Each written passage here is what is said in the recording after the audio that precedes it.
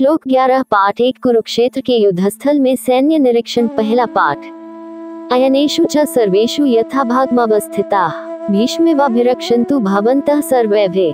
इसलिए सब मोर्चों पर अपनी अपनी जगह स्थित रहते हुए आप लोग सभी निःसंदेह भीष्म पितामह की ही सब ओर से रक्षा करें। 11 व्याख्या। इस श्लोक में दुर्योधन अपने सेनापति द्रोणाचार्य से बात कर रहे हैं। वह कहता है कि हमारे पक्ष के सभी योद्धा अपने अपने स्थानों पर यथोचित रूप से स्थित रहें। इसके साथ ही वे सब मिलकर भीष्म पितामह की रक्षा करें। यहाँ अयनेषु का मतलब है मोर्चों या रणभूमि के विभिन्न हिस्सों में। यथाभागमवस्थिताः का अर्थ है अपने अपने स्थान पर जमकर डटे हुए। भीष्मेवाभिरक्षन्तु से अभिप्राय है कि सभी को मिलकर भीष्म पितामह की सुरक्षा करनी चाहिए, क्योंकि वे कौरव सेना के प्रधान सेनापति हैं और उनकी रक्षा महत्वपूर्ण है।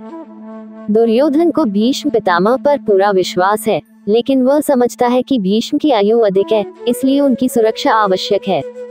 इसलिए वह सभी योद्धाओं को निर्देश दे रहा है कि वे अपने अपने स्थान पर सावधानी से रहें और भीष्म पितामह की सुरक्षा सुनिश्चित करें। इस प्रकार दुर्योधन अपने सैन्य बल का संयोजन और संचालन कुशलता से कर रहा है ताकि युद्ध में श्रेष्ठता प्राप्त की जा सके। श्लोक 12 पाठ 1 कुरुक्षेत्र के युद्धस्थल में सैन्य निरीक्षण पहला पाठ। दोनों सेनाओं की शंख ध्वनि का कथन। तस्य संजनयन् हर्ष कुरुवृद्धा पितामहः सिंहनादं विनद्योचे शंख दद्मो प्रतापवान। कौरवों में वृद्ध बड़े प्रतापी पितामह भीष्म ने उस दुर्योधन के हृदय में हर्ष उत्पन्न करते हुए उच्च स्वर से सिंह की दहाड़ के समान गरजकर शंख बजाया। 12 व्याख्या। इस श्लोक में वर्णन किया गया है कि दुर्योधन के आत्मविश्वास और उत्साह को बढ़ाने के लिए कौरवों के वृद्ध पितामह भीष्म ने उच्च स्वर में सिंह के समान गर्जना करते हुए अपना शंख बजाया। भीष्म पितामह को कुरुवृद्ध कहा गया है, जिसका अर्थ है कुरुवंश के वृद्ध और आदरणीय व्यक्ति। प्रतापवान शब्द उनके महान वीरता और साहस का संकेत देता है। शंख बजाने की प्रथा भारतीय युद्ध संस्कृति में एक महत्वपूर्ण परंपरा रही है, जो युद्ध के आरंभ की घोषणा और सेनाओं में उत्साह भरने का प्रतीक होती है। भीष्म पितामह का शंखनाद अत्यंत ऊंचे स्वर में था, जिसे सुनकर सभी कौरव योद्धाओं में उत्साह और साहस भर गया।